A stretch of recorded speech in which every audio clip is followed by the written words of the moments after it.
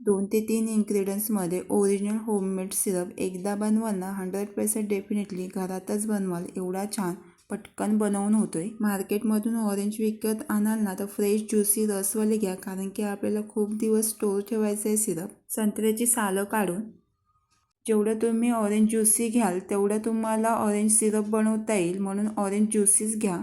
हा जो मी पील करून घेतलाय तो मोसंब आहे। संत्री आणि मोसंब वेगवेगळे फ्रूट आहेत। सिरप बनवण्यासाठी संत्र्याचाच वापर करा। संत्रीमध्ये बी असतात ते पूर्ण काढून घ्यायचे आहेत। संत्र्याची बी कडू असते, नाहीतर सिरप कडवट होण्याची शक्यता। मिक्सरला लावून ज्यूस तयार करून गाळून घ्यायचं आहे।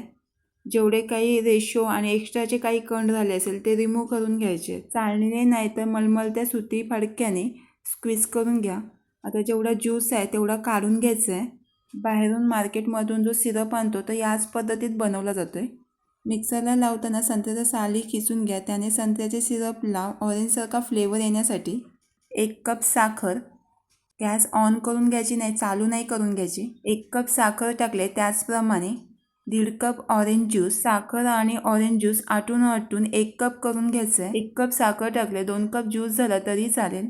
2 पिंच मीठ। संत्र्याचं साल टाकायची मला आठवण नव्हती, तुम्ही टाकायला विसरू नका। संत्र्याच्या सालाऐवजी मी फ्लेवरसाठी व्हॅनिला इन्सेन्स 2-3 ड्रॉप मिक्स करून घेतलेत। साखर आणि ज्यूस शिजवून आणि आटून घ्यायचं आहे। एकसारखा स्टर करून घ्यायचं आहे, हात आपला स्टॉप नाही करायचं। एकदा तुम्ही घरात सिरप बनवलात ना तर बाहेरून मार्केटमधून अजिबात आणणार नाही, 100% डेफिनेटली सांगते। पुन्हा सिरप उचलल्यानंतर ड्रॉप पडल्यानंतर लगेच गॅस ऑफ करून घ्यायचे। सिरप ज्यावेळी थंड होईल त्यावेळी अजून जाड होणार।